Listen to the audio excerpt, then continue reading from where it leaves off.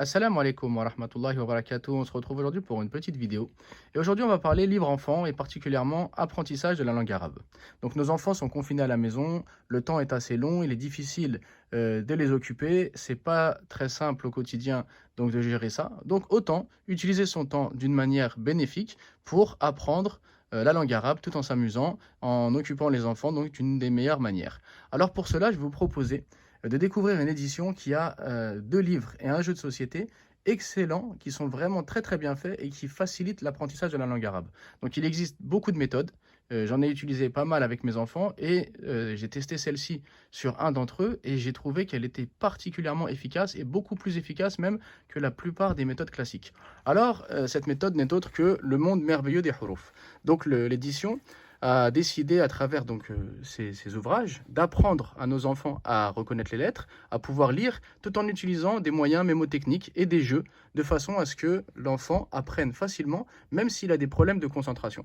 Donc le premier livre que vous voyez ici se propose à chaque fois donc d'imager la lettre, de façon à ce que l'enfant, grâce à ses moyens mémotechniques et à cette petite histoire donc, qui est contée tout au long du livre, mémorise et se rappelle facilement des lettres tout en s'amusant. Donc, juste en lisant, en s'amusant, et ben finalement, il retient très facilement et vous allez être étonné de voir que le lendemain, quand vous reprenez le livre, et ben il se rappelle parfaitement Alif, le calife, et ainsi de suite. Donc finalement, ces moyens mémotechniques et cet amusement qui a été mis en place pour apprendre est particulièrement efficace.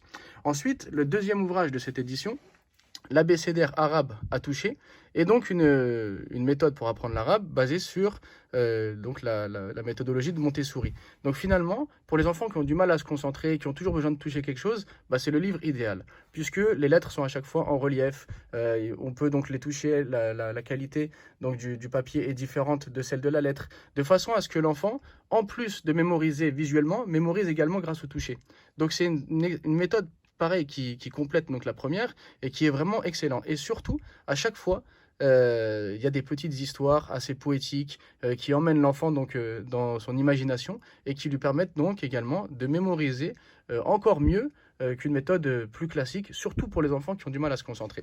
Et alors pour finir, donc l'édition a sorti depuis peu le jeu de cette famille qui permet donc de découvrir, d'apprendre l'alphabet arabe tout en s'amusant. Ce qui fait que l'enfant qui a déjà, grâce au livre, commencé à bien se familiariser avec les lettres, bah finalement en jouant avec un jeu de cette famille, bah, se familiarise avec l'ensemble des lettres tout en jouant et donc sans s'en rendre compte, il mémorise l'alphabet arabe, il arrive à reconnaître les lettres et petit à petit à lier les lettres les unes aux autres et à donc arriver à lire. Ce qui fait que c'est vraiment une méthode excellente puisqu'elle permet d'apprendre tout en s'amusant.